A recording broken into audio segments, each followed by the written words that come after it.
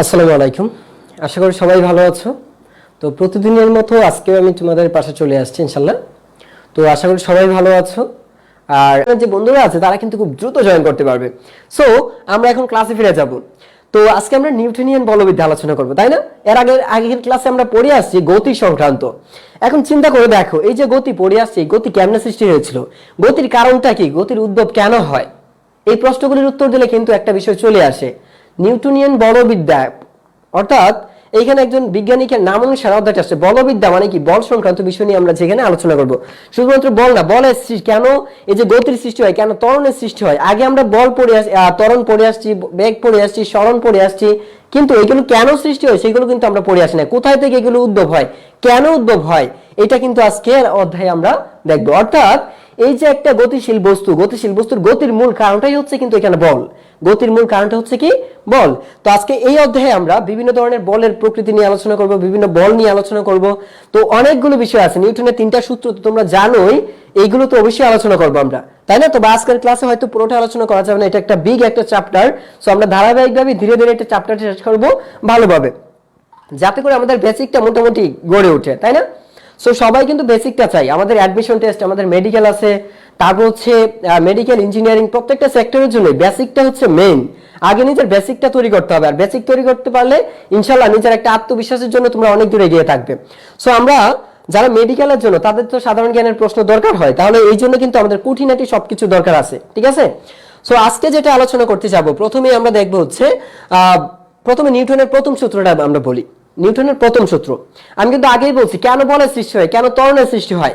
এই বল, ত্বরণ বা একটা গতিশীল বস্তুকে আমরা গতিশীল করে দিচ্ছি, একটা স্থির বস্তুকে থামিয়ে দিচ্ছি, সবগুলোর মূল রিজনটাই হচ্ছে কিন্তু এখানে বল। তো এই বলের বিষয়টা আসছে হচ্ছে এখান থেকে, নিউটনের প্রথম সূত্র থেকে। তোমরা নিউটনের প্রথম সূত্রের সবাই একটু জানো, আমি একটু কমেন্টে দেখতে চাই যে নিউটনের যে প্রথম সূত্র তোমরা পড়েছো, নিউটনের প্রথম সূত্রের মূল বেসিকটা কি। তোমরা ক্লাস 10-এ পড়ে আসছো নিউটনের প্রথম সূত্রটা। নিউটনের প্রথম সূত্র থেকে আমরা কি শিখতে পারি, এর মধ্যে আমি নিউটনের প্রথম সূত্র বলে দিচ্ছি।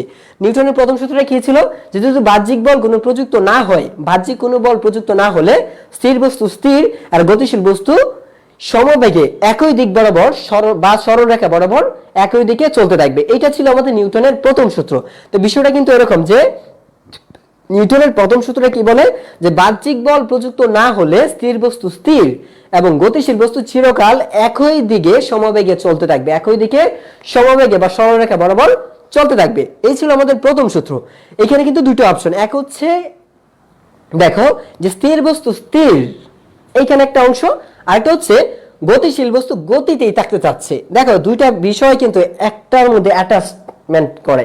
সে বিষয়টা আসলে কি, যে গতিশীল থাকতে চাচ্ছে আর একটা স্থির থাকতে চাচ্ছে, আসলে এই ধর্মটাকে কি বলি, এটাকে কি বলি, আমরা ক্লাস 10-এ পড়ে আসছি। আমি এই আনসারটা তোমাদের কাছে চাচ্ছি, যারা জানো একটু দ্রুত কমেন্টে জানিয়ে দাও যে এই যে বস্তুটা, যে আমাদের দুইটা, এখানে একটা কি বললাম, যে যদি বাহ্যিক বল প্রযুক্ত না হয় তাহলে স্থির বস্তু স্থির আর গতিশীল বস্তু একই রেখা বরাবর সমবেগে চলতে থাকবে, ঠিক আছে? তাহলে দেখো একই রেখা বরাবর, এটা কি সারা জীবন অনন্তকাল পর্যন্ত এটা চলতেই থাকবে যদি কোনো বল প্রযুক্ত না হয়। আর যে বস্তু স্থির আছে তার উপর যদি বল প্রযুক্ত না হয়, সেটা অনন্তকাল পর্যন্ত স্থিরই থাকবে আর কোনো পরিবর্তন হবে না। তাহলে এই যে এখানে স্থির থাকছে অথবা বস্তুটা গতিশীল থাকছে, এই বিষয়টা বা এটাকে কি বলি আমরা একত্রে, এটাকে কি বলতে পারি, একটু দ্রুত আমাকে কমেন্টে জানিয়ে দাও। দ্রুত একটু কমেন্টে জানিয়ে দাও যে এটা কি আসলে, তারপর আমি ব্যাখ্যা অবশ্যই দেবো তোমাদের। শরীরে হিট রাখতে হবে, মানে হচ্ছে একটা জোশ থাকতে হবে, জোশের উপর দিয়ে চলতে হবে, ঠিক আছে? সো দেখো আমরা কিন্তু আনসার তোমাদের কাছে পেয়ে গেছি, কিন্তু আরেকটা আনসার ছিল যে নিউটনের প্রথম সূত্র থেকে আমরা কি শিখতে পারি। নিউটনের প্রথম সূত্র আমাদের কি ধারণা দেয়, দুইটা বিষয়ের ধারণা দেয়, কিন্তু দুইটা বিষয়ের ধারণা। প্রথমে একদম যেটা বলে ফেলা সেটা হচ্ছে কি, যে বাহ্যিক বল এইখান থেকে একটা ধারণা পেয়ে যায়। অর্থাৎ পৃথিবীতে বা মহাবিশ্বে বল বলতে কিছু একটা আছে, মহাবিশ্বে বল বলতে কিছু একটা আছে যা কোনো বস্তুর উপর প্রয়োগ করা যাবে না, ইচ্ছা মতো তোমার, যেটার উপর যা তুমি ইচ্ছা করলে প্রয়োগ করতে পারছো বা প্রয়োগ করতে পারছো না, এটা তোমার ব্যক্তি বিশেষ বা তোমার নিজের উপর। অর্থাৎ এটা আমার ব্যক্তি বিশেষের উপর ডিপেন্ড করে, ঠিক আছে? এটা অনেক কিছুর উপর ডিপেন্ড করে যে বল প্রযুক্ত হবে কি হবে না। তাহলে নিউটনের প্রথম সূত্র কিন্তু আমাদের দুইটা বিষয়কে ধারণা দেয়। এক হচ্ছে যে বল, পৃথিবীতে বা মহাবিশ্বে বল বলতে কিছু আছে, মহাবিশ্বে, তার প্রথম ধারণাটাই পাচ্ছি নিউটনের প্রথম সূত্র থেকে। আর দ্বিতীয় হচ্ছে যেহেতু বস্তু স্থির স্থিরই থাকতে যাচ্ছে, আবার গতিশীল বস্তু সেই গতিতেই থাকতে চাচ্ছে, এই যে অনন্তকাল স্থিতিতে থাকার প্রবণতা আর গতিতে থাকার প্রবণতা, এটাকে বলি আমরা জড়তা। তাহলে নিউটনের প্রথম সূত্র কি কয়টা ধারণা দেয়? কয়টা ধারণা দেয়? আমরা কি শিখতে পারলাম? নিউটনের প্রথম সূত্র কয়টা ধারণা দেয়? আমরা দেখতে পাচ্ছি নিউটনের প্রথম সূত্র কয়টা ধারণা দেয়। আমি কিন্তু সেটা আশা করছি তোমাদের কাছ থেকে। নিউটনের প্রথম সূত্র কয়টা ধারণা দেয়? আমি কিন্তু অলরেডি বলে ফেলেছি যে নিউটনের প্রথম সূত্র আমরা যেটা দেখতে পাচ্ছি সেটা হচ্ছে কি দুইটা বিষয়। আমি কমেন্টে কি কি বিষয়, দুইটা বিষয়। নিউটনের প্রথম সূত্র কিসের ধারণা দেয়? দুইটা সূত্র, দুইটা বিষয়ের ধারণা দিচ্ছে। কি কি ধারণা দেয় কমেন্টে জানিয়ে দাও দ্রুত। আচ্ছা 115 দেখতে পাচ্ছি আমরা ক্লাসে।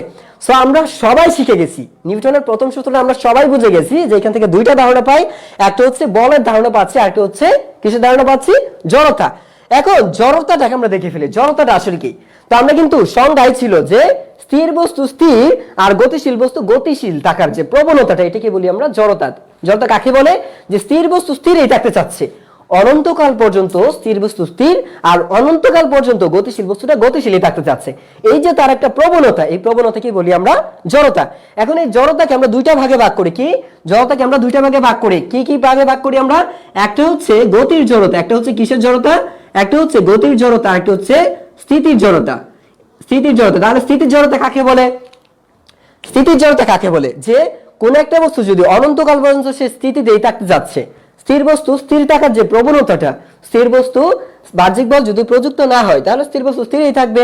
তাহলে বাহ্যিক বল যদি প্রযুক্ত না হয় তাহলে স্থির বস্তু স্থিতিতে থাকার যে প্রবণতা, যে ইচ্ছে, যে আগ্রহ, এটাকে বলি আমরা স্থিতির জড়তা। এরপর আশা করি তোমরা বুঝতে পারছো, তাই না? আবারও বলে দিচ্ছি যে কোনো বাহ্যিক বল যদি প্রযুক্ত না হয়, কোন একটা বস্তুর উপর যদি বাহ্যিক বল প্রযুক্ত না হয় তাহলে স্থির বস্তু স্থিতিতে থাকার যে প্রবণতা, যে ইচ্ছে, যে আগ্রহ, এটাকে বলি আমরা স্থিতির জড়তা। দেন আমরা আসি হচ্ছে গতির জড়তা কাকে বলে। গতির জড়তা কাকে বলে? তাহলে একটা গতিশীল বস্তু, তার উপর যদি আর কোনো বাহ্যিক বল প্রযুক্ত না হয়, একটা গতিশীল বস্তুর উপর যদি বাহ্যিক বল প্রযুক্ত না হয় তাহলে ওই গতির যে ধর্মটা বা তার এই গতিশীলতাটাকে ধরে রাখার যে প্রবণতা, ইচ্ছে বা আগ্রহ, এটাকে বলি আমরা গতির জড়তা।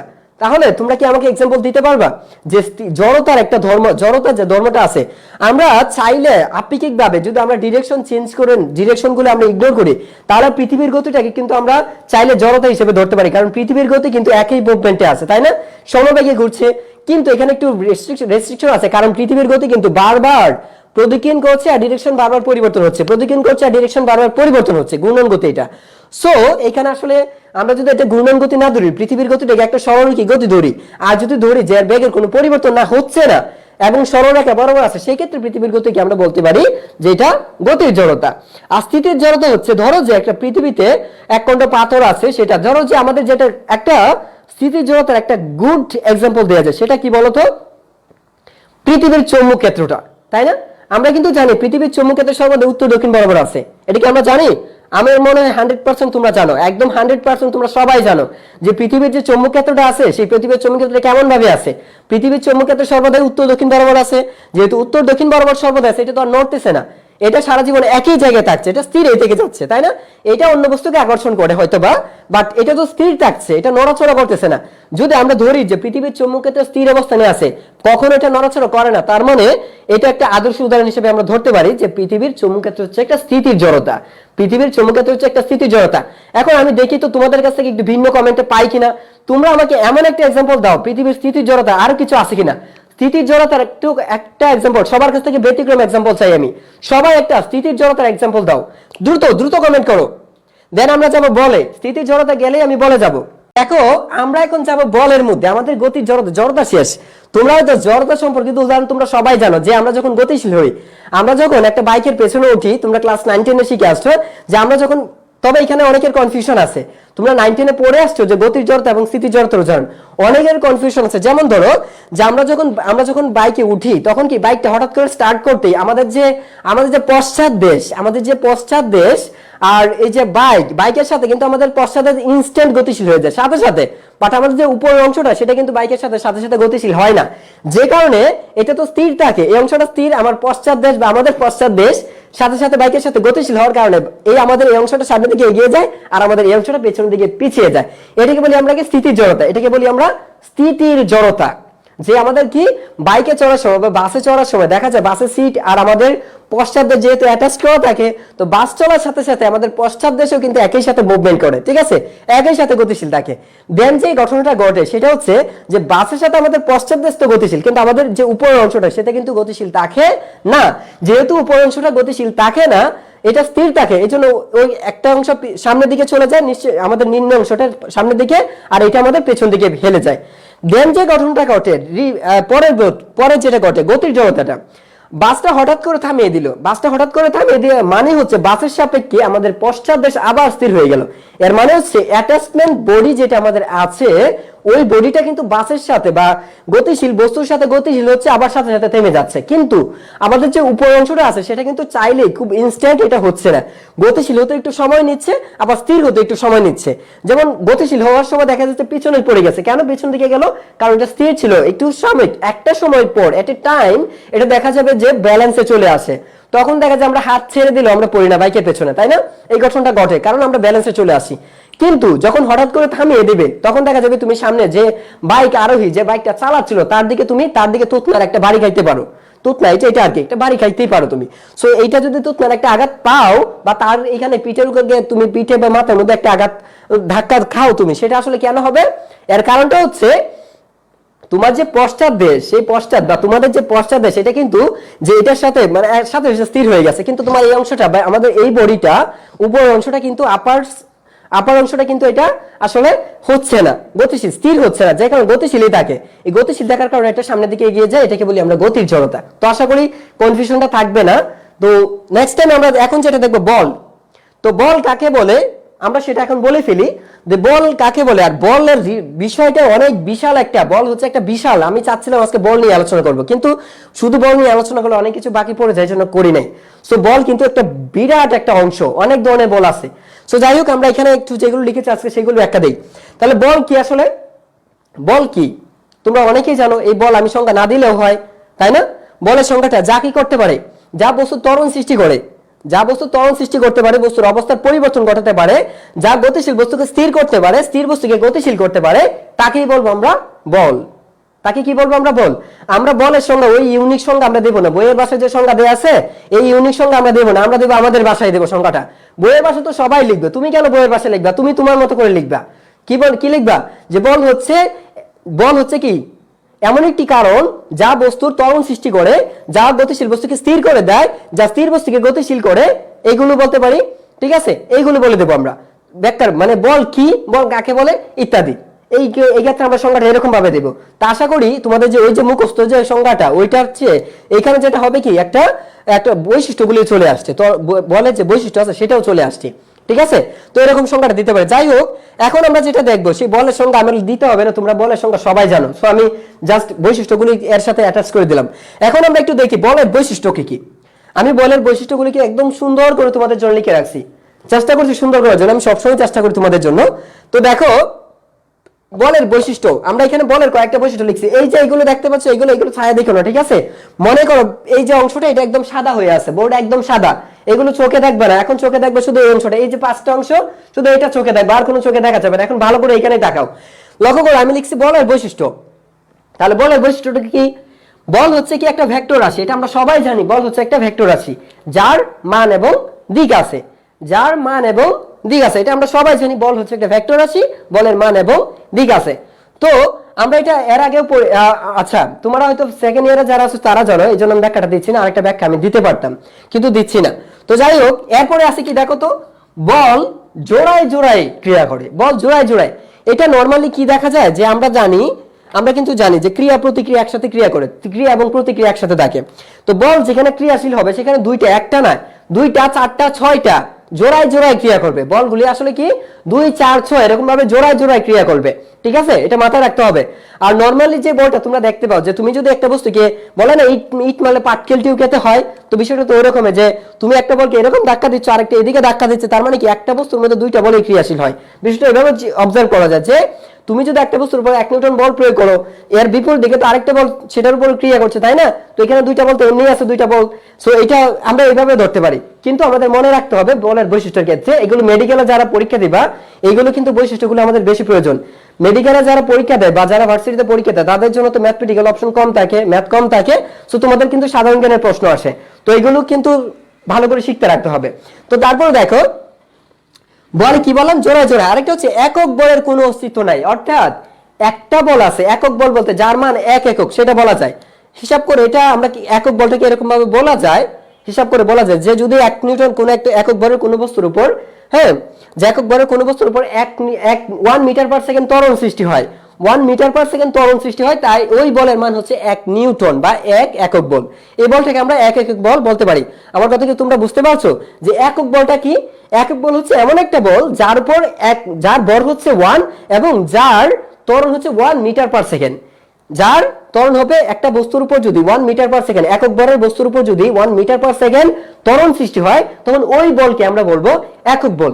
কিন্তু আমি বলছি একক বলের কোনো অস্তিত্ব নাই, কারণ তুমি একটু নরমালি তোমার অবজার্ভ করো, তোমার চারপাশটা অবজার্ভ করে দেখো যে একক বল বলতে কিছু পাও কিনা।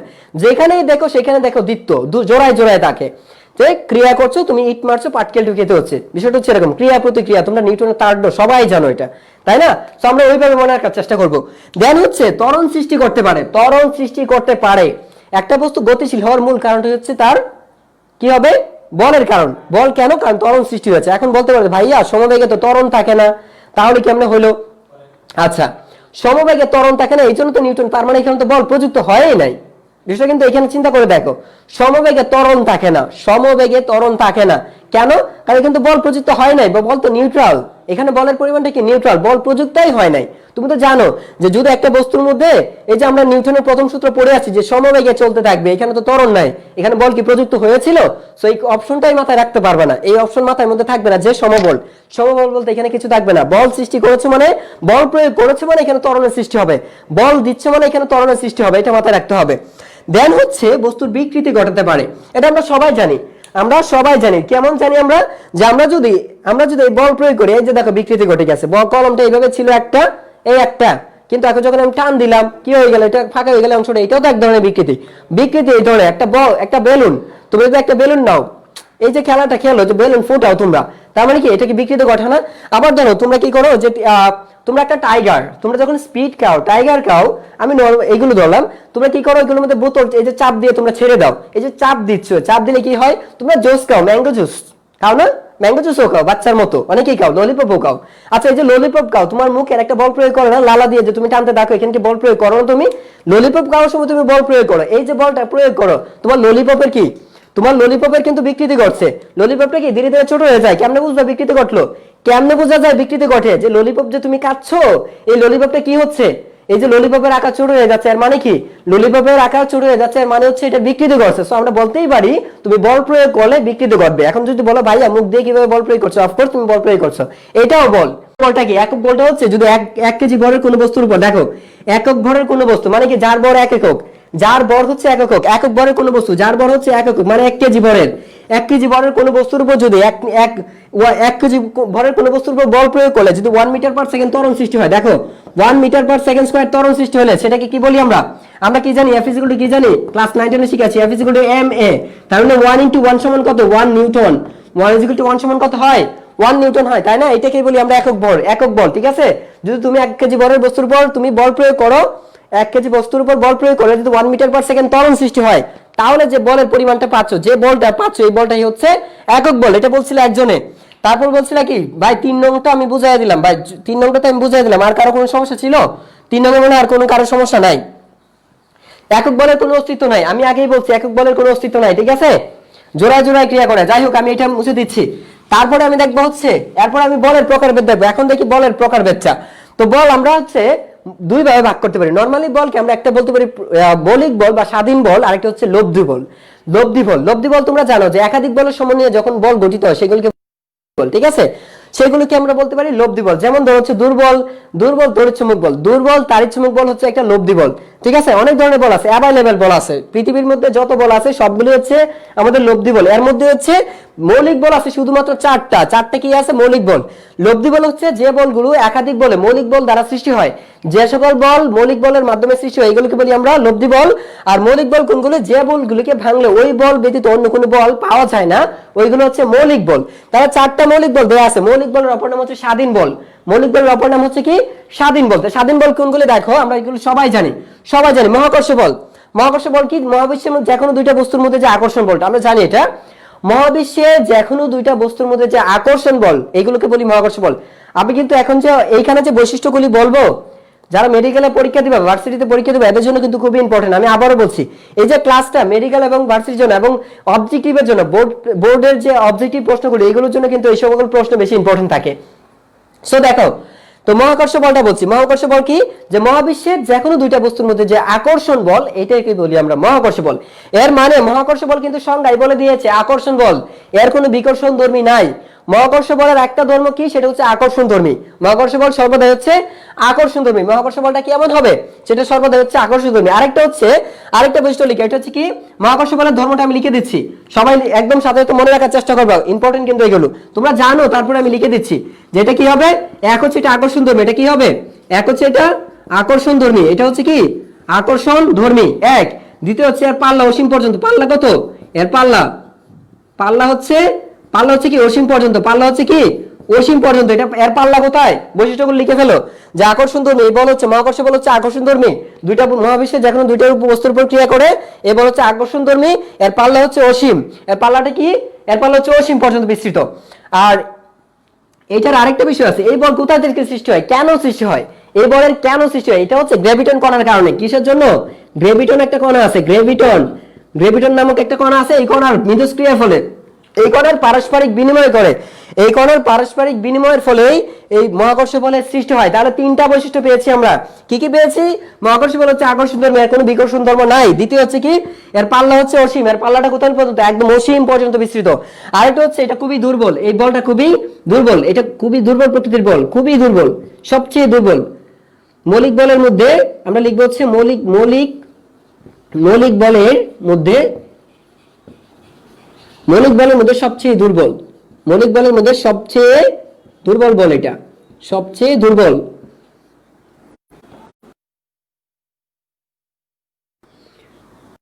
দেখো, মৌলিক বলের মধ্যে সবচেয়ে দুর্বল বা তীব্রতা কম, তীব্রতা সবচেয়ে কম। এখানে বলের দুর্বল বল অথবা কি বলতে পারি তীব্রতা, দুর্বল বল অথবা কি তীব্রতা। তাহলে চারটা বৈশিষ্ট্য পেয়ে এলাম। তা কি কি দেখো তো, আকর্ষণ ধর্ম, এই যে ধরো যে মহাকর্ষ বলটা আরেকটি কি আকর্ষণ ধর্ম, এটা সর্বদা নিচের দিকে ক্রিয়া করে কিন্তু অভিকর্ষ, এটা ধরা যায়, এটা বলা যায়। এখন এটা এইভাবে না, আরেকভাবে বলা যায়, উপরে বলা যায়। আচ্ছা যাই হোক, তো এখানে হচ্ছে কি মহাকর্ষ বল হচ্ছে আকর্ষণ ধর্মী, এর পাল্লা হচ্ছে অসীম পর্যন্ত বিস্তৃত। গ্র্যাভিটন কণার জন্য এটা সৃষ্টি হয়। কেন সৃষ্টি হয়, এর সৃষ্টির মূল কারণটা কি, এটা কোন কণার পারস্পরিক মিথস্ক্রিয়া এটা তৈরি হয়, এর কারণটা হচ্ছে গ্র্যাভিটন নামক কণা।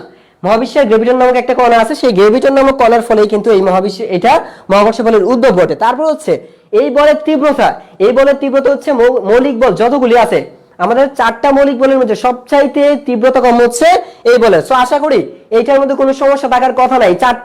এই চারটাই তোমাদের যদি আসে, পরীক্ষায় যদি আসে, এই চারটার বাইরে আসবে না ইনশাল্লাহ। সো এই চারটা ভালো করে মনে রাখবা। তারপর আমরা চলে যাচ্ছি পরবর্তীতে।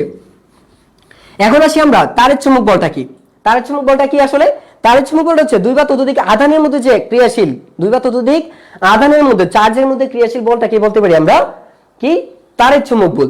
তারের চুম্বক বল তাহলে কি, এটা আধানের মধ্যে ক্রিয়াশীল থাকে, দুইটা ততোধিক আধানের মধ্যে যে ক্রিয়াশীল বল এটা কি বলতে পারি আমরা তারের চুম্বক বল। তো তারের চুম্বক বলটার এখানে যেটা বলতে পারি যে এটা হচ্ছে দুইটা, যেহেতু আধান আমরা জানি। কেন, এখন বলতে পারো এর আকর্ষণ ধর্মী আছে, দুইটা ধর্মী, আকর্ষণ ও বিকর্ষণ ধর্মী। কি আকর্ষণ ও বিকর্ষণ ধর্মী, কেন বলতে পারবা তোমরা, আমাকে একটু দ্রুত তোমরা বলে দাও। এই যে তারের চুম্বক বল কেন আকর্ষণ এবং বিকর্ষণ ধর্মী হও, কেন আকর্ষণ এবং বিকর্ষণ ধর্মী হয়, আমাকে দ্রুত কমেন্টে জানিয়ে দাও। আমি লিখছি এখানে আকর্ষণ এবং বিকর্ষণ কেন হয়, জাস্ট এক কথায় উত্তর দাও। কেন হয় এক কথায় উত্তর দেওয়া যাবে, কেন হয় এক কথায় উত্তর, দ্রুত কমেন্টে উত্তর জানাও। আকর্ষণ ও বিকর্ষণ ধর্মী। তো দ্রুত একটু কমেন্টে জানিয়ে দাও আমাকে যে তারের চুম্বক বল কেন আকর্ষণ ধর্মী হয়, কেন বিকর্ষণ ধর্মী হয়, দ্রুত। আচ্ছা, এর মধ্যে আমি অন্যগুলো লিখে ফেলছি, তোমরা করো। পাল্লা, তো এটা যে পাল্লাটা আছে আমরা একটা পাল্লা এটা ধরতে পারি আমরা, সেটা কি এইটার পাল্লাটা হচ্ছে অসীম পর্যন্ত, একদম এটার পাল্লাটা হচ্ছে কি অসীম পর্যন্ত, এর পাল্লা অসীম পর্যন্ত বিস্তৃত, এর পাল্লা হচ্ছে অসীম পর্যন্ত বিস্তৃত। আচ্ছা, তো এর আগে আমাকে একটু কমেন্টে জানিয়ে দাও, দ্রুত দ্রুত কমেন্টে জানিয়ে দাও যে তোমাদের এই যে আকর্ষণ বিকর্ষণ, কেন এই তারের চুম্বক বলটা আকর্ষণ হচ্ছে, কেন বিকর্ষণ হচ্ছে, এর মূল কিন্তু একটা কারণ আছে, সেটা আমাকে একটু জানিয়ে দাও, দ্রুত জানিয়ে দাও। তো আমরা কিন্তু ছিলাম হচ্ছে তারের চুম্বক বলে। তো তোমরা যারা উত্তর দিয়েছো যে আধানের জন্য, আমি শুধু আধান বলবো না, আধান ঠিক আছে, কিন্তু আধানের কেন হয় যে যখন বিপরীতধর্মী হবে তখন হচ্ছে আকর্ষণ, যখন সমধর্মী হবে তখন হচ্ছে বিকর্ষণ। আর পাল্লা, এই চারের চুম্বক বলের পাল্লাটা হচ্ছে অসীম পর্যন্ত বিস্তৃত, অসীম পর্যন্ত বিস্তৃত, ঠিক আছে এটা। তারপরে ধরতে পারো এই যে এইটা কেন, এটা কিসের জন্য দায়ী হয়, এটা কিসের জন্য দায়ী হয়। তো আমরা যদি এটাকে ধরি যে এটা কেন দায়ী হয়, যে এইখানে চিন্তা করো কোন কোন বলের জন্য দায়ী। তোমরা জানো যে ঘর্ষণের ফলে, ঘর্ষণ বল, ঘর্ষণের জন্য আহিত হয় আমরা জানি। তোমরা কিন্তু যে তড়িৎ আবেশ পড়ে আসছো, তাই না, ঘর্ষণের ফলে তোমরা পড়ে আসছো না যে স্থির তড়িৎ পড়ে আসছো, তার মানে কি এখানেও তো আধান আছে, তাহলে যে ঘর্ষণের ফলে যে বলটা এইখানেও কিন্তু এটা ক্রিয়াশীল, এইখানে যে বলটা এটা কিন্তু একটা তাড়িৎ চুম্বক বলের ফলে হয়। সো এইগুলোকে আমরা ধরতে পারি। তারপরে হচ্ছে আমরা আরো ধরতে পারি এই যে স্প্রিং এর বল, স্থিতিস্থাপক বলগুলি, এগুলো কিন্তু ধরা যায়, ঠিক আছে। তো এই ছিল আমাদের হচ্ছে তারের চুম্বক বলের জন্য বৈশিষ্ট্য। এখন এইখানে কিন্তু আরেকটা বিষয় বলা যায় যে এটা কেন কারণ, এটার কারণটা কি, এর কারণটা হচ্ছে ফোটন, এর কারণটা কি ফোটনের জন্য। তো এটা কোন কণার জন্য দায়ী, যে ফোটন কণার যে পারস্পরিক যে মিথস্ক্রিয়াটা, পারস্পরিক যে বিনিময়টা, এই বিনিময়ের জন্য সাধারণত কি হয়, এই তারের চুম্বক বলের উদ্ভব ঘটে। তারের চুম্বক বলের উদ্ভব কেন ঘটে, ফোটন কণার জন্য, ঠিক আছে। তো আমরা কিন্তু তারের চুম্বক বলের বৈশিষ্ট্যগুলো পেয়ে গেছি, তোমরা যারা যারা পেয়েছো আশা করি তোমরা বোঝার কথা যে তারের চুম্বক বলটা কি। তো এখানে কিন্তু আরেকটা বিষয় কিন্তু এখানে স্প্রিং বল, তারপর হচ্ছে ঘর্ষণ বল স্থিতিস্থাপক ঘর্ষণ বল, স্প্রিং বল, তারপর হচ্ছে নিউক্লিয়াস আর ইলেকট্রন, নিউক্লিয়াস এবং ইলেকট্রনের মধ্যে যে পারমাণবিক বলটা থাকে, পারমাণবিক যে আকর্ষণটা থাকে, এই পারমাণবিক আকর্ষণটাও কিন্তু এই চৌম্বক বলের অধীনে থাকে, তারের চুম্বক বলের অধীনে। আবারও বলে দিচ্ছি, ইলেকট্রন এবং নিউক্লিয়াসের মধ্যে, শুধু ইলেকট্রন এবং নিউক্লিয়াসের মাঝখানে যে একটা আকর্ষণ বল থাকবে বা যে বলটা ক্রিয়াশীল পারমাণবিক বল, এটা একটা পারমাণবিক যে আকর্ষণ বল থাকবে বা বল কাজ করবে, এটা হচ্ছে তারের চুম্বক বল। তা আশা করি তোমাদের এটা হয়ে গেছে। এরপরে আমরা যাব হচ্ছে তোমার দুর্বল নিউক্লিয়ার বলটা। তো এটা হয়তো আমরা জানি যে দুর্বল নিউক্লিয়ার বল কাকে বলে, তোমরা সবাই হয়তো জানো যে দুর্বল নিউক্লিয়ার বলটা আসলে কি। আচ্ছা, সো এটা আমরা জানি নিউক্লিয়াসের মধ্যে সীমাবদ্ধ একটা অল্প পাল্লা বিশিষ্ট একটা বল, নিউক্লিয়াসের মধ্যে এটা থাকে। এই যে এটা নিউক্লিয়াসের বহির্ভূত হতে পারে না। দুর্বল নিউক্লিয়ার বল হচ্ছে এমন একটা বল যা নিউক্লিয়াসের মধ্যে সীমাবদ্ধ থাকবে এবং এর পাল্লা হচ্ছে খুবই ক্ষুদ্র। এর পাল্লাটা কেমন হবে, খুবই ক্ষুদ্র। তাহলে একটা বিষয় চিন্তা করো যে নিউক্লিয়াসের মধ্যে থাকবে, দুর্বল বলটা কি থাকবে, নিউক্লিয়াসের মধ্যে এটা সীমাবদ্ধ থাকবে এবং এর কিন্তু একটা রেডিয়াস আছে, এর কিন্তু একটা পাল্লা আছে। এর পাল্লাটা কত, 10⁻16 মিটার। এর পাল্লা কত, যে এই যে দুর্বল নিউক্লিয়ার বল, এর পাল্লা, দুর্বল নিউক্লিয়ার বলের পাল্লা কত, পাল্লা হচ্ছে কি, এটা কিন্তু অসীম পর্যন্ত না, এটা অসীম পর্যন্ত না, এই পাল্লাটা হচ্ছে 10⁻16 মিটার। পাল্লা কত, 10⁻16 মিটার কিন্তু এর পাল্লাটা। আচ্ছা, তারপরে আমরা যেটা পাচ্ছি, এটা কেন, এটা কিসের জন্য, এটা দেখো এই যে নিউক্লিয়াসটা ভেঙে যায়, তেজস্ক্রিয় বিক্রিয়াগুলি ঘটে, বিটা কণা নির্গমন ঘটে, এই বিষয়গুলোর মূল কারণটা কিন্তু এই দুর্বল নিউক্লিয়ার বল। তাহলে বিষয়টা কি বলছি, আমি কিন্তু তোমাদেরকে একটা অপশন দিয়েছি, তোমরা আমাকে বলো ক্লাস 10-এ তোমরা পড়ে আসছো যে বিটা কণা নির্গমনের জন্য দায়ী কোনটা, বিটা কণা নির্গমনের জন্য সবল নিউক্লিয়ার বল নাকি দুর্বল নিউক্লিয়ার বল। 4টি মৌলিক বল আছে, এর জন্য এর মধ্যে একটা বল আছে যেটা হচ্ছে পাল্লা, একটা হচ্ছে কি দুর্বল নিউক্লিয়ার বল। তো এটা আসলে কেন দায়ী হয়, বিটা কণাটা কোথায় থেকে নির্গত হয়, বিটা কণার দায়ীর মূল কারণটা কি। তো এখানে যেটা ঘটবে যে দেখো এটা ঘটনাগুলি কি কি ঘটে, তেজস্ক্রিয় বিক্রিয়া ঘটে, এর মধ্যে আমাকে একটু জানিয়ে দাও। তেজস্ক্রিয় বিকিরণ ঘটে এইটার কারণে, এই যে মাইনাস বিটা কণার নির্গমন ঘটে, বিটা কণার উদ্ভব ঘটে এখান থেকে। বিটা কণার উদ্ভব কার থেকে ঘটে, বিটা কণার উদ্ভব ঘটে হচ্ছে এখানে। তারপরে নিউক্লিয়াসের বিভাজন, এই যে তেজস্ক্রিয় বিকিরণ মানে কি, নিউক্লিয়াসের বিভাজন না, নিউক্লিয়াসের সংযোজন বা বিভাজন হতে পারে না, নিউক্লিয়াসের সংযোজন, নিউক্লিয়াস যেমন ধরো নিউক্লিয়ার ফিউশন এবং ফিউশন বিক্রিয়া, তাই না। তো এই যে ফিউশন এবং ফিউশন দুইটাই তো তেজস্ক্রিয় বিক্রিয়া। আমরা জানি নিউক্লিয়ার ফিউশন এবং ফিউশন। ফিউশন মানে বিভাজন, ফিউশন মিন্স ডিভাইডেড হবে, ডিভিশন মানে ভাগ করা যাবে, আর ফিউশন হচ্ছে কি টুগেদার মানে হচ্ছে তোমার এটাকে বলি আমরা ইউনিটি বা একত্র করা, ঠিক আছে, ইউনিটি বা একত্র। আমি দেখতে চাচ্ছি তোমরা কারা কমেন্ট করেছো, যে আমি বলেছি না যে বিটা কণা কোথা থেকে নির্গমন হয়। সো যারা যারা লিখে ফেলছো তো লিখে ফেলছো। এখন এই উদ্ভব, এই বলের উদ্ভবের কারণ কি, দুর্বল নিউক্লিয় বলের উদ্ভবের কারণটা কি? দুর্বল নিউক্লিয় বলের কারণটা হচ্ছে ইন্টারমিডিয়েট কণা, ইন্টারমিডিয়েট কণা। আরেকটা কণা আছে, এটা হচ্ছে ইন্টারমিডিয়েট কণা আছে, ইন্টারমিডিয়েট, এটাকে বলা হয় intermediate vector particle. Intermediate vector particle, এই বলের নাম হচ্ছে ইন্টারমিডিয়েট ভেক্টর পার্টিকেল। এই যে বলটা আছে, এই বলের কারণে এই যে কণাটা আছে, ইন্টারমিডিয়েট ভেক্টর কণা আছে, পার্টিকেলটা আছে, এইটার জন্যই মূলত সৃষ্টি হয়েছে দুর্বল নিউক্লিয় বল। এই কণার পারস্পরিক মিথস্ক্রিয়ার ফলে ইন্টারমিডিয়েট ভেক্টর পার্টিকেল বা এই ইন্টারমিডিয়েট ভেক্টর কণার কারণে দুর্বল নিউক্লিয় বলের উৎপত্তি ঘটে। তাহলে বিষয়টা চিন্তা করে দেখো যে এটা হচ্ছে নিউক্লিয়াসের মধ্যে অল্প মানের বলটাকে, নিউক্লিয়াসের মধ্যে সীমাবদ্ধ খুবই অল্প মানের ক্ষুদ্র বলটাকে, অল্প মানের বলকে বলা হয় দুর্বল নিউক্লিয় বল। আর দুর্বল নিউক্লিয় বলের পাল্লা হচ্ছে 10⁻16 মিটার। আর এই বলের যে কারণে যে ঘটনাগুলি ঘটে সেটা হচ্ছে তেজস্ক্রিয় বিকিরণ বা নিউক্লিয়াসের যে বিভাজন, নিউক্লিয়াসের সংযোজন এবং বিভাজন ঘটে, অর্থাৎ নিউক্লিয়ার ফিশন এবং ফিউশন, তেজস্ক্রিয় বিক্রিয়াগুলি এগুলো ঘটে, তেজস্ক্রিয় বিকিরণগুলি আলফা বিটা গামা রশ্মির যে বিকিরণটা সেখান থেকে। কিন্তু আলফা এবং বিটা আমি বলবো না এখানে, কেন, শুধুমাত্র বিটা কণা নির্গমনটা এখান থেকে হয়, যে বিটা কণা নির্গমন, বিটা কণার উদ্ভব ঘটে হচ্ছে এখানে, বিটা কণার উদ্ভব ঘটে কোথায় দেখে, এটার জন্য। আর হচ্ছে কোন কণা দায়ী এই কণা সৃষ্টির জন্য, দুর্বল নিউক্লিয় বলের সৃষ্টির জন্য কোন কণা দায়ী? দ্রুত কমেন্টে জানিয়ে দাও, দেখি প্রশ্ন তোমরা বুঝছো কিনা, দ্রুত কমেন্টে জানিয়ে দাও। দুর্বল নিউক্লিয় বল সৃষ্টির জন্য কোন কণা দায়ী? দুর্বল নিউক্লিয় বল সৃষ্টির জন্য কোন কণা দায়ী? দ্রুত একটু জানিয়ে দাও, শেষ হয়ে গেল। এরপরে আমরা কি পাচ্ছি? সবল নিউক্লিয় বল। এটা হচ্ছে একটা দুর্বল নিউক্লিয় বল, এটা হচ্ছে একটা সবল নিউক্লিয় বলটা, দুর্বল নিউক্লিয় বল না, সরি। এখানেও যে বলটা আছে এটাও কিন্তু তোমার খুব সবল কিন্তু না, এখানেও কিন্তু কোনো সবল নিউক্লিয় বল না। মূলত হচ্ছে যে নিউক্লিয়াসের ভেতরে যে প্রোটন, ইলেকট্রন এবং নিউট্রন,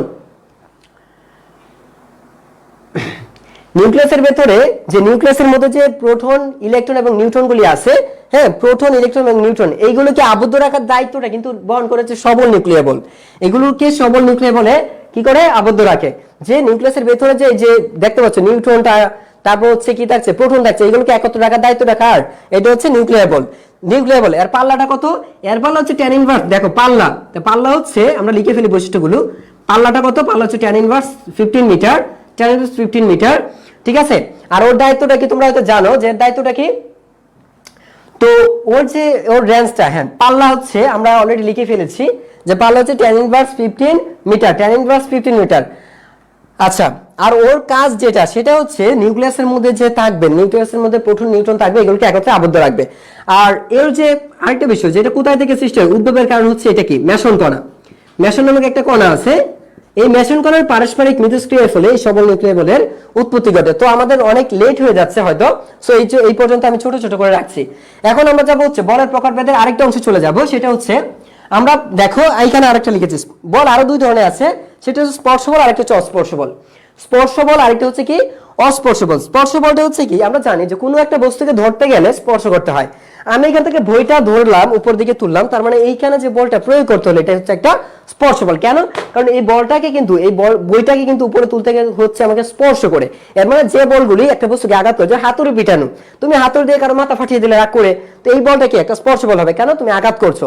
কিন্তু যদি এমন হয়, যেমন ধরো আমাদের হার্টের ক্ষেত্রে, ধরো যে আমাদের যে এই যে ধরো হচ্ছে প্রেমিক যুগলগুলি আছে, এই যে মনে করো তোমরা যে অনেকেই আছো প্রেম করো, তাহলে এই যে বিষয়গুলো তোমরা কি করো, দূর থেকে একজন আরেকজনকে ফিল করো।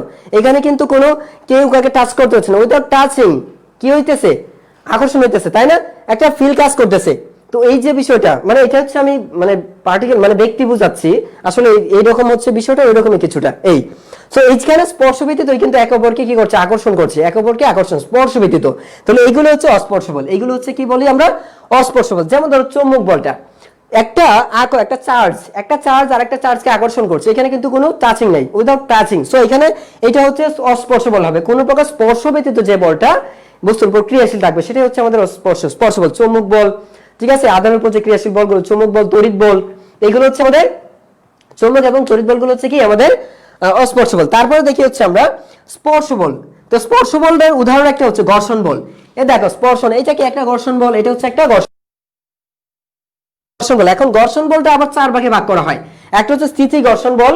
স্থিতি ঘর্ষণ মানে কি, এই যে দেখো বস্তুটা এখানে বসে আছে, বস্তুটা এখানেই বসে আছে, এটা বস্তুটা আর স্থির হচ্ছে না, স্থির এই বস্তু স্থিরই থাকছে। এখন এই বস্তু আর বোর্ডের যে তল, এই বস্তুটার বোর্ডের মধ্যবর্তী যে তল আছে, এই তলের স্থিতি ঘর্ষণ বল। এই ঘর্ষণের নামই হচ্ছে কি স্থিতি ঘর্ষণ বল। ঠিক আছে, যেমন বোর্ড আর এই ওয়াল, এই বোর্ড কিন্তু ওয়ালের মধ্যে অ্যাটাচ করা আছে, তাই না? এই বোর্ড এবং ওয়ালের মধ্যে যে বল, এরা কি দুইটা বস্তু পরস্পর পরস্পরের সাপেক্ষে স্থির, এবং একটা বস্তুর তল অপর বস্তুর তলের সাথে অ্যাটাচ করা আছে। সো এদের মধ্যবর্তী যে ঘর্ষণ বলটা, এটাই হচ্ছে আমাদের স্থিতি ঘর্ষণ বল। এরপরে দেখি আমরা গতি ঘর্ষণ বলটা কি। গতি ঘর্ষণ বলটা হচ্ছে যখন আমরা রাস্তা দিয়ে সাইকেল চালাই, বা তুমি যখন পা পিছলে তুমি একটা বইকে টেনে নিয়ে যাচ্ছ, একটা বইকে টেনে তুমি যখন ধরো হচ্ছে অনেক ছোটবেলা তোমরা কি করতে, যে সুপারি গাছের যে আমাদের দেখতাম, সুপারি গাছের যে কি বলি আমরা, এটা আমরা নামটা আমার মনে আসতেছে না, সুপারি গাছের একটা কি বলি এটা, যেটা টেনে আমরা ডাকগুয়া বলি, গ্রামের ভাষা হচ্ছে ডাকগুয়া। যাই হোক, এটা জানি না তোমরা বুঝতে পারছো কিনা। সুপারি গাছের যে একটা ফুল থাকে আর কি, ওইরকম কিছু একটা, যেটা দিয়ে টেনে মানে পাতা সহজে টেনে নিয়ে যায়। তো আমরা যখন এটা টেনে নিয়ে যাবো, চিন্তা করে দেখো যে তুমি টেনে নিয়ে যাচ্ছ, রাস্তার মধ্যে কি ঘর্ষণ তৈরি হচ্ছে, কিন্তু ওটা, অথবা তুমি বেয়ারিং এর যে চাকা দিয়ে ছোটবেলায় গাড়ি দিয়ে গেছো, অথবা তুমি একটা ছোট সাইকেল বা একটা সাইকেল বসে থাকো, ঠিক আছে। আচ্ছা, আরেকটা এক্সাম্পল দেওয়া যায়, তোমরা যখন শিশু পার্কে গিয়েছো, তখন দেখা যায় স্লিপ খেয়ে নিচের দিকে পড়ে যাও। তোমরা যখন স্লিপ খেয়ে নিচের দিকে পড়তে থাকো, তখন কি হয়, তোমার এই যে তুমি স্লিপ খেয়ে যাচ্ছ, তাহলে তুমি গতিশীল, কার মধ্যে গতিশীল, ওই স্লিপারের মধ্যে গতিশীল আছো। তো স্লিপারের মধ্যে তোমার যে তল, তোমার যে অংশটা ওই স্লিপারের মধ্যে অ্যাটাচ করা থাকবে, এইটার মধ্যে ওইটার সাথে যে তোমার যে ঘর্ষণ বলটা, এটা হবে কি গতীয় ঘর্ষণ বল, এটা হবে কি গতির ঘর্ষণ বল। সব ধরনের যত গতিশীল বস্তুর প্রত্যেকটা বলে হচ্ছে গতীয় ঘর্ষণ। গতিশীল বস্তুর প্রতিটা ঘর্ষণ, এই যে এটা হচ্ছে গতি ঘর্ষণ বল। এই যে আমি লিখলাম, টান দিয়ে লিখলাম, বোর্ড এবং আমার কলম, বোর্ড এবং কলমের মধ্যবর্তী যে এখানে গতিটা, যে ঘর্ষণ তৈরি হচ্ছে, এটা কিন্তু গতীয় ঘর্ষণ বল। ঠিক আছে, আর এইভাবে রেখে দিলাম, এটা কি স্থিতি ঘর্ষণ বল। আমি যদি টান দিয়ে নিয়ে যাই, এটা হচ্ছে গতি ঘর্ষণ বল। আশা করি বুঝতে পেরেছো। এরপর হচ্ছে আবর্ত ঘর্ষণ। আবর্ত ঘর্ষণটা কি, এই দেখো, এটাকে যে, এটা তো গোলাকার, তাই না, সিলিন্ড্রিক্যাল। তো আমি যদি এটাকে এইভাবে নিয়ে যাই, লক্ষ্য করে দেখো, আমি যদি এটাকে এভাবে নিয়ে যাই, তখন কিন্তু এটা কি পাক খেতে থাকে। তোমরা অনেকেই করেছো, যেটা ছোট তোমরা চাকা ঘুরে, রাস্তায় যখন চাকা ঘুরতে থাকে, ঘূর্ণায়মান, তার মানে কি চাকাটা ঘুরছে, চাকার তল এবং রাস্তার যে তল, এরা পরস্পরের মধ্যে ঘর্ষণ তৈরি করছে ঘূর্ণানো অবস্থায়। তো ওই বলগুলোকে বলি আমরা আবর্ত ঘর্ষণ। অথবা তোমরা ধরো যে একটা কিছুকে তোমরা এরকম ধাক্কা দিয়ে নিয়ে যাচ্ছ, সেটা গড়িয়ে ঘুরে যাচ্ছে। যেমন ড্রাম, তেলের ড্রাম তোমরা দেখেছো, তো তেলের ড্রামগুলি কি আমরা কিন্তু ঘুরিয়ে নিয়ে যাই। তাহলে এই যে ঘুরিয়ে নিয়ে যাচ্ছি, এখানে কি আবর্তন কাঁপছে, চাকাগুলি ঘুরছে, বা গাড়ির চাকা ঘূর্ণন, এই সবগুলো হচ্ছে আবর্তন ঘূর্ণন। এই আবর্তন ঘূর্ণনের জন্য যে ঘর্ষণ বলটা তৈরি হবে, এটাই হচ্ছে আবর্তন ঘর্ষণ বল। প্রবাহী ঘর্ষণ হচ্ছে কি, যে বাতাসে, দেখো আমার উপর একটা বাতাস ক্রিয়া করছে, বাতাস আমার শরীরে আঘাত করছে, ঠিক আছে। তো আমাকে যদি বাতাসে আঘাত করে, অথবা যখন পানি যখন একটা তলের উপর দিয়ে গড়িয়ে যাবে, ধরো তুমি কি করছো, এক বালতি পানি তোমার ফ্লোরের মধ্যে ঢেলে দিলা, ফ্লোরে ঢেলে দেওয়ার পর কি হবে, ফ্লোরের উপর দিয়ে পানিটা যেতে থাকবে, হ্যাঁ, এক জায়গা থেকে আরেক জায়গায় ফ্লো হতে থাকবে, এক জায়গা থেকে আরেক জায়গায়, এটা মানে হচ্ছে ডিসপ্লেন, স্মরণ ঘটবে বা দূরত্ব ঘটবে, ওর দূরত্ব অতিক্রম করবে। তো এই ক্ষেত্রে যখন ঘটবে, তখন দেখা যাবে কি ফ্লোরের সাথে ওর একটা ঘর্ষণ তৈরি হবে। ফ্লোরের সাথে যে ঘর্ষণটা তৈরি হবে, তখন এটাকে বলবো প্রবাহীর জন্য ঘর্ষণ বল। এটা হচ্ছে প্রবাহীর ঘর্ষণ বল।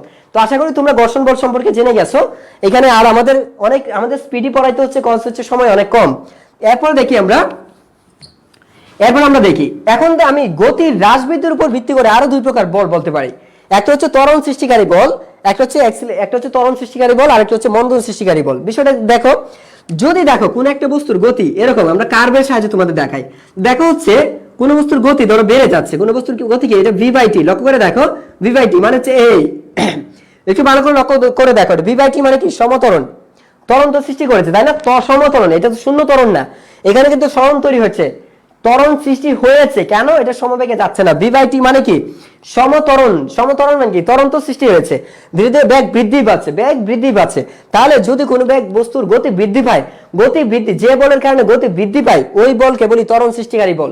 এই বলের নাম কি, ত্বরণ সৃষ্টিকারী বল। আরেকটা বল আছে, যদি দেখো এমন একটা বল প্রয়োগ করেছো, যে কারণে বস্তুটা কি হচ্ছে, গতি হ্রাস পাচ্ছে, যে কারণে বস্তুটার গতিটা কি হলো, গতি হ্রাস পাচ্ছে। তাহলে বিষয়টা চিন্তা করো, এখানে হচ্ছে ত্বরণ সৃষ্টিকারী বল প্রয়োগ হয়েছে, এখানে ত্বরণ সৃষ্টিকারী বল প্রয়োগ হয়েছে, এটা কি ত্বরণ সৃষ্টিকারী বল। ঠিক আছে, ত্বরণ সৃষ্টিকারী বল। আরেকটা কি পেয়েছি আমরা এখানে, ত্বরণ সৃষ্টিকারী বল। আর এইখানে হচ্ছে এই যে বলটা দেখো বেগ হ্রাস পাচ্ছে, এমন একটা বল প্রয়োগ হয়েছে এখানে, যে গতি হ্রাস করে দিল। গতি হ্রাস করলে এখানে যে বলের উদ্ভব ঘটে, এই বলকে বা যে বল প্রযুক্ত হয়, যে বল ক্রিয়াশীল থাকে, ওই বলকে বলি আমরা মন্দন সৃষ্টিকারী বল। কি বলি আমরা এটাকে, মন্দন সৃষ্টিকারী বল। একটা এক্সাম্পল দাও তো দেখি তোমরা কে কে এক্সাম্পল পারো। দ্রুত এক্সাম্পল দাও, দ্রুত দ্রুত এক্সাম্পল দাও দেখি কে পারো। একটা এক্সাম্পল ত্বরণ সৃষ্টিকারী বলের একটা এক্সাম্পল দাও, মন্দন সৃষ্টিকারী বলের একটা এক্সাম্পল দাও। একসাথে দুইটা এক্সাম্পল দাও, একসাথে দুইটা দেখতে চাই কে কে বলছো। দেন আমরা অন্য টপিকসে যাব। হবে ফুটবলের ক্ষেত্রে মন্দন হবে নিচের দিকে। যদি আমরা ধরি, আমরা যদি নিচের দিকে চিন্তা করি যে ফুটবলের ক্ষেত্রে আমরা যখন নিক্ষিপ্ত বস্তুর ক্ষেত্রে এভাবে যদি ধরি, তাহলে কিন্তু বিষয়টা ধরা যায় এর দিকে বাড়ে, তারপর যখন ফুটবলটা এইভাবে পড়ে যায় তখন এই অংশটা মন্দন ঘটে, এই অংশটা ত্বরণ ঘটে। ঠিক আছে, কিন্তু এখানে ত্বরণটাকে ঋণাত্মক ত্বরণই বলা হয়। বিষয়টা হচ্ছে ফুটবলে মন্দন ঘটে, ত্বরণ ঘটে না। আচ্ছা, তোমরা যারা প্রশ্ন করেছো ফুটবলের গতি, ফুটবলে কিন্তু ধীরে ধীরে উপরে উঠে হ্রাস পায়, মন্দন কিন্তু। ফুটবলকে নিক্ষিপ্ত গতি যারা উত্তরটা দিয়েছে, আমার মনে হয় কে যেন একটা উত্তর দিয়েছে যে ফুটবলে লাথি দেয়া। ফুটবলে লাথি দেয়া কিন্তু ত্বরণ না, ফুটবলে লাথি দেওয়া হচ্ছে মন্দন। কারণ কি, তুমি যে বেগে নিক্ষেপ করো, যে বেগে তুমি লাথিটা দিচ্ছ, সেটা কিন্তু ধীরে ধীরে উপর দিকে যতই উঠছে বেগ কিন্তু হ্রাস পাচ্ছে, বেগ হ্রাস পাওয়া হচ্ছে মন্দন। সো এটা কিন্তু ত্বরণ না, এটা ত্বরণ হবে না, এটা ঋণাত্মক ত্বরণ। তো যাই হোক, এখন আমরা চাই ইউনিফিল্ড। এখানে দেখো ইউনিফিল্ড ফিল্ড থিওরি। ইউনিফিল্ড ফিল্ড থিওরিটা কি আসলে? ফিল্ড থিওরিটা তো এটা হচ্ছে বলের একীভবন। এটা আমার নামটা একটু দেখে নিতে পারে। বলের একীভূতকরণ, একীভবন ক্ষেত্র। একীভবন ক্ষেত্র দেখো, বলের একীভবন ক্ষেত্রসূত্র কিসের? দেখো বলের। এখন এটা হচ্ছে তোমরা ইউনিক, এটাও তোমরা পাওনি হয়তো। দেখো যে একই, এটা হচ্ছে ইউনিফিল্ড। আমি কি লিখেছি? Unified field theory, FILD, unified field theorem. তো দেখো এই যে থিওরিটা আছে, এই থিওরিটা কি আসলে কি মানে হচ্ছে একীভবন ক্ষেত্রসূত্র। এর মানে হচ্ছে যে এই যে আমরা চারটা ভিন্ন ভিন্ন বল পড়ে আসছি, চারটা মৌলিক বল আমরা পড়ে আসছি, বিভিন্ন বিজ্ঞানী গবেষণা করার চেষ্টা করেছেন যে এই চারটা বলকে কিভাবে একত্র করা যায়, এই চারটা বলকে কিভাবে একটা বলে কনভার্ট করা যায়।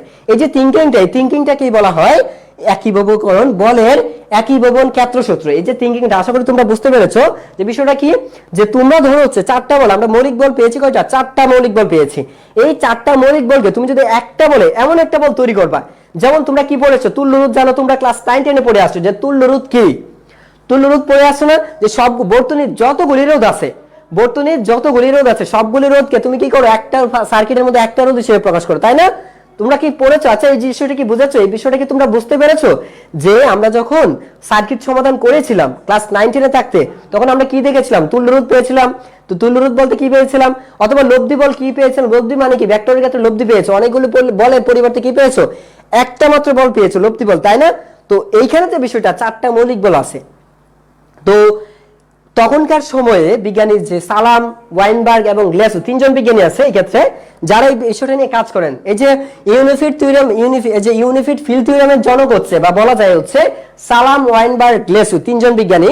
একজন হচ্ছে মুসলিম বিজ্ঞানী, হচ্ছে সালাম হচ্ছে আমাদের একজন মুসলিম বিজ্ঞানী। এই তিনজন বিজ্ঞানীর মধ্যে তোমরা যদি ধরো, তো এই দুইজন বিজ্ঞানীর মধ্যে কিন্তু তারা চেষ্টা করেন এই চারটা বলকে কিভাবে তুমি একটা বলে, অর্থাৎ একটা লব্ধি বলে প্রকাশ করা যায়, এমন একটা বলে প্রকাশ করবে যেন চারটা বলেই একটা বলের মধ্যে ক্রিয়াশীল। ধরো হচ্ছে এই হচ্ছে আমার একটা কাল্পনিক বল, জাস্ট ইমাজিন এই হচ্ছে একটা কাল্পনিক বল। এই কাল্পনিক বল মানে কি? GF। ওয়াও, GF, তাই না? খুব সুন্দর। GF মানে বুঝছো তো? Gravitational force. আবার ধরে নেও না তোমাদের GF, ছেলেদের GF না, আমি কিন্তু এটা বলি নাই, গার্লফ্রেন্ড না, বুঝছো? এখানে কিন্তু ভালো করে বুঝে নিও। তো GF মানে কি? গ্র্যাভিটেশনাল ফোর্স, মহাকর্ষ বল, GF। আবার কিন্তু ওইসব ধরে না, উল্টাপাল্টা চিন্তা করে না। GF মানে কি? Gravitational force. GF লেখার সাথে সাথে মনে হয় খুশিতে একদম আত্মহারা হয়ে গেছে যে এখানে তো GF, গার্লফ্রেন্ড, তাই না? এটা না কিন্তু। তো দেখো এইটা কি? GF আমি ধরে যাচ্ছি এটা GF মানে গ্র্যাভিটেশনাল ফোর্স, তারপর হচ্ছে দুর্বল নিউক্লিয়ার ফোর্স, উইক, WF। দেখো এইটা একটা। আরেকটা আছে কি? আমরা SNF। আরেকটা কি আছে আমাদের? Magnetic, electromagnetic, EMF। আবার EMF এটা ধরে না, ইলেকট্রোমোটিভ ফোর্স ধরে না। ইলেকট্রোমোটিভ ফোর্স মানে কি? তড়িৎচালক শক্তি। আর ইলেকট্রোম্যাগনেটিক ফোর্স মানে তাড়িৎচুম্বক শক্তি, তাড়িৎচুম্বক বল। আচ্ছা, তো এই চারটা বল দেখো, যদি একটার উপর একটা বল হিসেবে ক্রিয়া করে, এই চারটা বল যদি একটা বল হিসেবে ক্রিয়া করে, তখন এটাকে বলবো আমরা বলের একীভবন সূত্র। যদি এটা করা যায় তখন এটাকে বলবো আমরা বলের একীভবন ক্ষেত্রসূত্র, বা unified field theorem. Unified, field, unified, field, theorem. ঠিক আছে, এই চারটাকে একত্র করে যদি করা যায় তখন এটাকে বলবো। কিন্তু তারা এটা কল্পনা করেছে, বিজ্ঞানী সালাম ওয়াইনবার্গ এবং গ্লেসু এই চারটাকে একটা হিসেবে কল্পনা করে তারা এটা উপস্থাপন করেন এবং এটা এখনো অব্যাহত আছে। এবং তারা আরেকটা বিষয় উল্লেখ করে দেন যে তারা চারটার মধ্যে সম্পর্ক দেখাতে পারেন নাই। তারা এই চারটা বলের মধ্যে সম্পর্ক দেখাতে পারে নাই। যেটা সম্পর্ক দেখাতে পেরেছে সেটা হচ্ছে তোমার যে জিএফ আর হচ্ছে কি জিএফ। আচ্ছা সরি, এই জিএফটা না, এখানে বিষয়টা হচ্ছে আমার এই দুর্বল নিউক্লিয়ার ফোর্স অর্থাৎ উইক নিউক্লিয়ার ফোর্স। এটা কি উইক নিউক্লিয়ার ফোর্স মানে দুর্বল নিউক্লিয়ার বল প্লাস হচ্ছে যে দুইটা বলকে তোমার একত্র করা হয়, একত্র করা হয় সেটা আসলে কি, সেটা হচ্ছে তোমার আরেকটা হচ্ছে তোমার ইলেকট্রোম্যাগনেটিক ফোর্স। এই দুইটা বলকে একত্র করে যে বল পাওয়া যায় সেটাকে বলা হয় দুর্বল। এখান থেকে যেটা একত্র করে পাওয়া গেছে, লব্ধি বল একটা পাওয়া গেছে, দুর্বল তাড়িৎ চুম্বক বল, এটাকে বলা হয় দুর্বল বা তাড়িৎ চুম্বক তড়িৎ দুর্বল বল, এটাও বলা হয় তাড়িৎ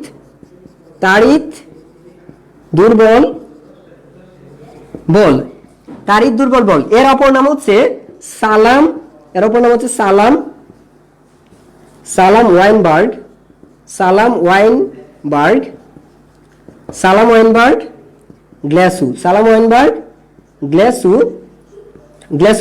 গ্লেসুর বল। তাহলে বিষয়টা চিন্তা করো যে আমরা ফিল্ড থিওরেম থেকে কি শিখেছি, আমরা যে বলের ফিল্ড থিওরেমটা দেখেছি, বলের ফিল্ড থিওরেম বলতে বোঝা যায় সবগুলি বলকে একত্র করে একটা মাত্র বলে প্রকাশ করলে সেটাকে বলবো আমরা ফিল্ড থিওরেম। তো এইখানে যেটা ফিল্ড থিওরেম বিজ্ঞানী সালাম ওয়াইনবার্গ গ্লেসু ততটা সফল হয় না, কিন্তু যতটা সফল হয়েছে সেটা কিন্তু উল্লেখযোগ্য সাফল্য, যেটা তারা কিন্তু দেখাতে সক্ষম হয়েছে বা তাদের ধারণা মোটামুটি কাছে গিয়েছে যে একটা দুর্বল নিউক্লিয়ার বল এবং একটা যে তাড়িৎ চুম্বক বল আছে, এই দুইটা একত্র একটা বল হিসেবে কাজ করে। সেটা হচ্ছে সালাম ওয়াইনবার্গ গ্লেসুর বল। তাদের নাম অনুসারে করা হয় যে বলটা, এটার আসল নাম হচ্ছে তড়িৎ দুর্বল বল। মানে কি, এই তড়িৎ দুর্বল বল হচ্ছে এমন একটা বল যার উপর নিউক্লিয়ার বল ক্রিয়া করছে, তার উপর তাড়িৎ চুম্বক বল ক্রিয়া করছে। আবার বলছি, যার উপর দুর্বল নিউক্লিয়ার বল ক্রিয়া করছে এবং তার উপর নিউক্লিয়ার বলও ক্রিয়া করছে। তো আশা করি তোমরা এটা বুঝে গেছো যে এটা ফিল্ড থিওরেমটা কি, আশা করি তোমরা এটা বুঝে গেছো। তো তোমরা একটু আমাকে কমেন্টে জানাও, আসলে কি তোমরা এটা বুঝতে পারছো কিনা। তোমরা সবাইকে এটা বুঝতে পারছো একটু ভালো হয়। যাই হোক, তো আমরা এখন যেটা করব, তোমরা অনেকেই বলছো বুঝো নাই ইউনিফিট ফিল্ড থিওরেমটা তোমরা বুঝো নাই। এর মানে তোমরা কে বুঝো নাই আমাকে বলো যে তোমরা তুল্যরোধ বুঝো নাই। তুল্যরোধ এমন কি আছে যে তুল্যরোধটা বুঝো না? সমান্তরালে তুল্যরোধ, শ্রেণীতে তুল্যরোধ, তোমার কাজ কি? যখন তোমরা তুল্যরোধ বের করেছো তখন কি কাজ করতা? তোমরা সবগুলি রোধকে একটা রোধ হিসেবে কল্পনা করে নিতে, তাই না? তো এইখানে বিজ্ঞানী সালাম ওয়াইনবার্গ এবং গ্লেসু এই তিন বিজ্ঞানী কি করলো, চিন্তা করলো যে এই যে চারটা মৌলিক বল আছে, এই চারটা মৌলিক বলকে কিভাবে একটা বলে রূপান্তর করা যায়। এমন একটা বল আবিষ্কার করতে হবে, তারা গবেষণা করে এমন একটা বল আবিষ্কার করার চেষ্টা করেছে যেখানে একটা বলের উপর চারটা বলের প্রভাব থাকবে। একটা বলের উপর চারটা বল, এমন একটা বল, ধরো হচ্ছে এক্স, এই হচ্ছে একটা বল। এই বল আমার আবিষ্কার, দেখো আমি আবিষ্কার করে ফেলছি ইনস্ট্যান্ট। এক্স একটা আননোন বল, এক্স হচ্ছে এমন একটা বল যে বলের উপর চারটা বলে ক্রিয়াশীল। কি বল ক্রিয়াশীল? জিএফ। একজন বল আছে, একটা বল হচ্ছে জিএফ, আর একটা কি বল? ওয়াইফ নিউক্লিয়ার ফোর্স, নাকি উইক নিউক্লিয়ার ফোর্স। তারপর কি আছে? এরপর কি আছে? সন্তান নিউক্লিয়ার ফোর্স। আচ্ছা, স্ট্রং নিউক্লিয়ার ফোর্স। আরেকটা কি আছে? Electromagnetic force. তাড়িৎ চুম্বক বল, ইলেকট্রোম্যাগনেটিক ফোর্স। এই যে চারটা বল, একটু ভালো করে লক্ষ্য করো, যদি এই চারটা বল এটার উপর ক্রিয়া করে, আমি দেখো সবার মুভমেন্ট কি, সবার কেন্দ্র কোথায়? ওর উপর কেন্দ্রটা। এটা জাস্ট কল্পনা, আমি কিন্তু এটা বাস্তবে কিন্তু রূপদান হয় নাই। তাদের ধারণা ছিল, তারা চেষ্টা করে গেছে এবং সফল হয়েছে। তারা অর্ধেক সফল হয়েছে, অর্ধেক ব্যর্থ। এখন পর্যন্ত চেষ্টা চলছে বাকি দুইটার মধ্যে কিভাবে কম্বিনেশন করা যায়। তো দেখো এই যে চারটাকে যদি একটা হিসেবে আমি প্রকাশ করতে পারি, এমন একটা বল আমি চিন্তা করেছি যে বলের উপর চারটা বলে ক্রিয়া আছে, তখন এটাকে বলবো আমরা, কি বলবো আমরা? তখন আমরা এটাকে বলতে পারি যে এই যে একীভবন, বলের একীভবন ক্ষেত্র। সো আসলে এই চারটা দেখানো সম্ভব হয় নাই। সালাম ওয়াইনবার্গ গ্লেসু যেটা দেখাতে পেরেছেন সেটা হচ্ছে এই ইএমএফ এবং এই যে ইএমএফ এবং এই যে এই দুইটার মধ্যে দেখাইতে পারেন। এই দুইটার মধ্যে যে বলটা পেয়েছেন সেটাকে আমরা অলরেডি বলে ফেলেছি, সেটা হচ্ছে তড়িৎ দুর্বল বল বা সালাম ওয়াইনবার্গ গ্লেসুর ফোর্স। আচ্ছা, যাই হোক, সো আজকে আমরা যেটা বলবো, এখন যেটা বলবো তোমাদের, এখনো আমাদের টান বল প্রযুক্ত বলের পার্থক্য, ভরবেগ, নিউটনের দ্বিতীয় সূত্র, অনেক অনেক অনেক ব্যাখ্যা বাকি আছে। সো আমি আর ক্লাসটা দীর্ঘায়িত করবো না, ইনশাআল্লাহ পরবর্তী ক্লাসে আমরা এখান থেকে শুরু করব। কিন্তু এর আগে যেটা বলবো যে তোমাদের বই আমি আরেকটা সাজেস্ট করলাম, তুমি যদি ইনফরমেশন চাও, বইয়ের জন্য যদি ইনফরমেশন চাও, তাহলে বই পড়ো হচ্ছে আখতারুল ইসলামের বই। ইনশাআল্লাহ অনেক ভালো লিখে পাবো, অনেক ভালো লিখে। আমি তো অনেক বই, অনেক রাইটারের বই ফলো করি, হ্যাঁ, তো ফলো করতে হয় এটা, কারণ আমাদের মাথা কোনো কম্পিউটার না যে আমরা এখানে সবকিছু সেভ করে রেখে দিয়েছি। আমরা এগুলো রিভিউ করতে হয়, বারবার রিভিউ করলেই আমাদের মাথায় এগুলো আসে। ঠিক আছে, যাই হোক, তো এখানে যেটা, এটা হচ্ছে আসলে বাস্তবতা। তো আমরা পরবর্তী ক্লাসে এখান থেকে শুরু করব। তো আশা করি সবাই ভালো থাকবে, আমার সাথে থাকার চেষ্টা করবে, ইনশাআল্লাহ পুরো ক্লাসটা, পুরো চ্যাপ্টারটা সুন্দরভাবে চেষ্টা